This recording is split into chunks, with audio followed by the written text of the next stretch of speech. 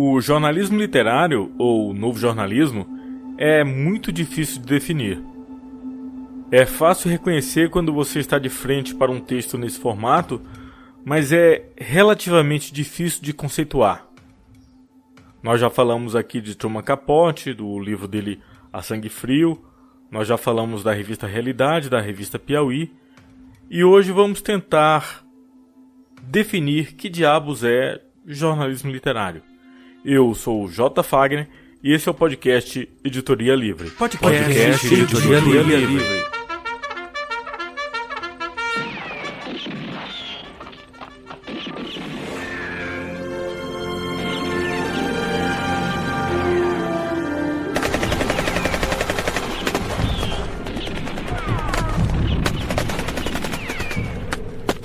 Seja na terra, no mar ou no espaço sideral, nós sempre estaremos em busca de boas histórias.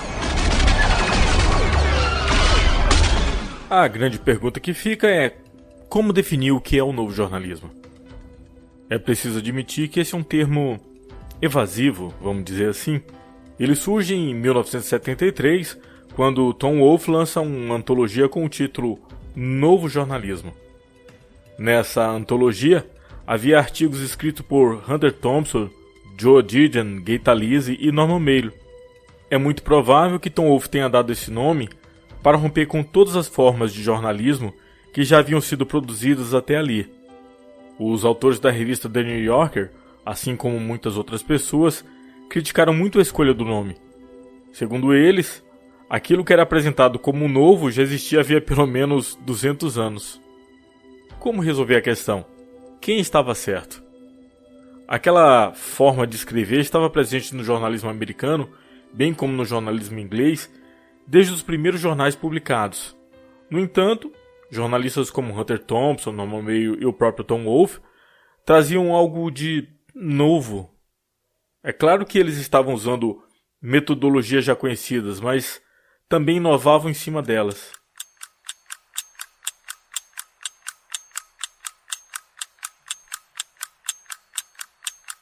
Na introdução da sua antologia, Tom Wolfe apresenta um argumento interessante e que era muito conveniente aos seus interesses.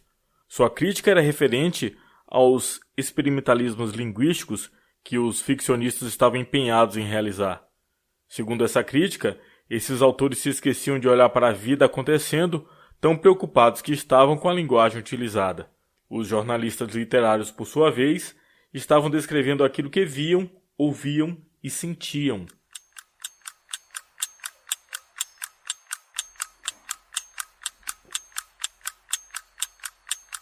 Na Nova York do início dos anos de 1960, escreveu ele: com toda a discussão sobre a morte do romance, o homem das letras parecia estar emergindo novamente.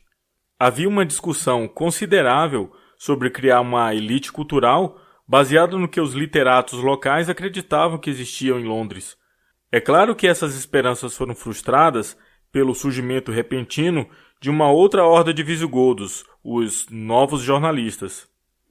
Wolfe compara seus contemporâneos jornalistas aos gigantes do século XIX, Dickens, Balzac, Fielding, escritores que retrataram sua época com precisão, numa ficção realista social. A nova ficção do fim dos anos de 1960 e dos anos de 1970, ao se voltar para dentro, afastando-se do carnaval desajeitado da cultura americana contemporânea, deixou um enorme vazio para os novos jornalistas preencherem. É suficiente dizer que a teoria de Wolfe tinha alguns buracos lógicos. Alguns romancistas estavam se firmando na paisagem cultural dos Estados Unidos, com algumas das melhores obras de ficção do pós-guerra. Ardil 22, de Joseph Heller, e Numa Terra Estranha, de James Baldwin, por exemplo. Mas a alegação de Wolfe, de que a primeira vez os jornalistas contemporâneos estavam fazendo a hierarquia literária evoluir, era verdadeira. Eles haviam percorrido um longo caminho para fazer isso. A ideia de Wolfe de que os novos jornalistas eram os novos visigodos, uma ameaça à ordem estabelecida, remete aos primeiros dias da mídia impressa. A partir da era Tudor, na Inglaterra, no século XV, a monarquia britânica manteve um controle férreo sobre a disseminação de informações públicas.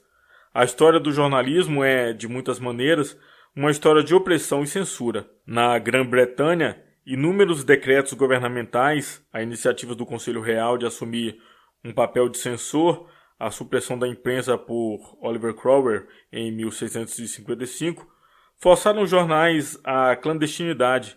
Em meados do século XVII, surgiu um mercado negro em que jornais de formato padrão, que relatavam acontecimentos específicos, eram distribuídos clandestinamente.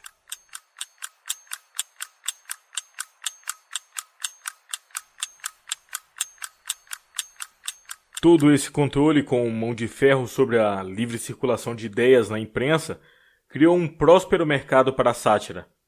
Mais do que os jornalistas sérios, os satiristas conseguiam fazer protestos engenhosos e escapar da censura porque eram alvos móveis que lançavam ataques brincalhões disfarçados. A subversão como entretenimento cômico.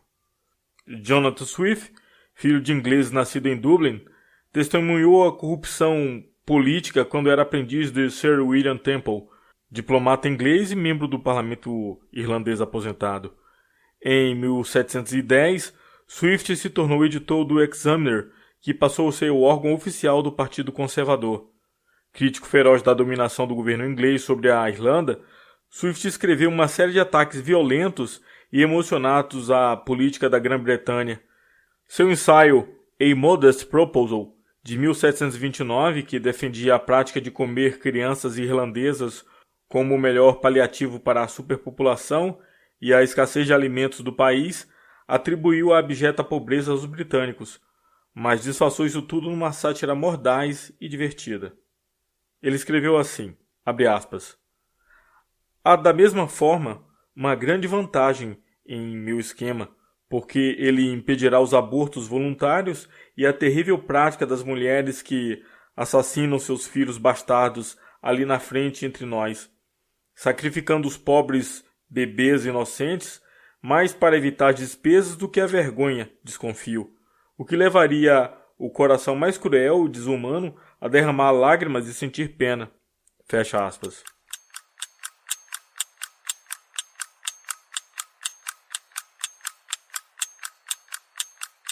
"240 anos antes do jornalismo gonzo de Hunter Thompson, Swift praticava um tipo especialmente virulento de selvageria impressa, apesar de suas ligações íntimas com a Igreja Católica. Em 1836, aos 21 anos, Charles Dickens era repórter para o Parlamento, trabalhando para o jornal britânico Morning Chronicle, quando seu editor, John Black, sugeriu que ele se concentrasse menos nos assuntos de Estado e mais nas ruas de Londres. Então, Dickens se aventurou a sair pela cidade, registrando os costumes da rotina da classe média e dos trabalhadores. O resultado foi uma série de 5 artigos chamada Street Sketches. A série se tornou tão popular que Dickens escreveu mais 48 dessas cenas para o Chronicle e o Evening Chronicle.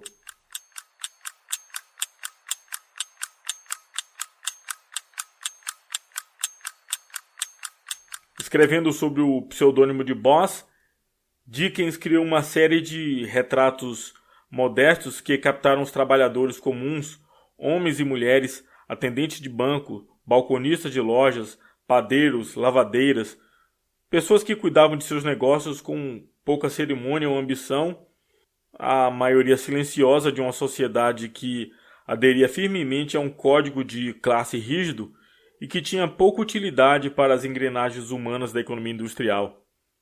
A escrita de Dickens ficava numa região imprecisa entre a ficção especulativa e a reportagem, o que lhe dava liberdade para especular sobre a vida particular de seus personagens de maneira bastante peculiar. Aqui, Dickens treina seu foco num desses homens, uma das criaturas passivas de hábitos e tolerâncias. Abre aspas. Achamos que quase vimos o pequeno escritório sujo, de fundos onde ele entra toda manhã, pendurando o seu chapéu no mesmo cabide e pondo suas penas sobre a mesma escrivania, primeiro tirando o casaco preto que dura o ano inteiro e pondo aquele que criou poeira no ano passado e que ele conserva em sua escrivania para poupar o outro. Ali, ele fica sentado até às 5 horas, trabalhando o dia inteiro, tão regularmente quanto o relógio sobre o console da lareira, cujo tic-tac alto é tão monótono quanto a sua própria existência, erguendo a cabeça apenas quando alguém entra na firma de contabilidade, ou quando, em meio a algum cálculo difícil, ele olha para o teto como se houvesse inspiração na clarabóia empoeirada, com um nó verde no centro de cada painel do vidro.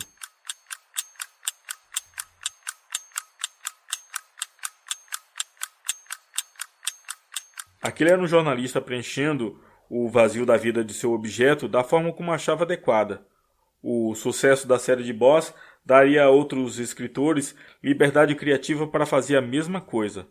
É certo que o jornalismo emergiu da sarjeta não apenas via escritores reformistas com preocupações verdadeiras, mas também via exploradores que sorveram os preconceitos classistas da classe trabalhadora em busca de cada última gota de lucro. A arte literária da página de escândalos não pode ser ignorada. Tom Wolfe sempre considerou o melhor jornalismo de tabloide a apoteose do novo jornalismo. É onde o estilo exaltado de escrever, a descrição rude e o diálogo vigoroso avançavam a todo vapor.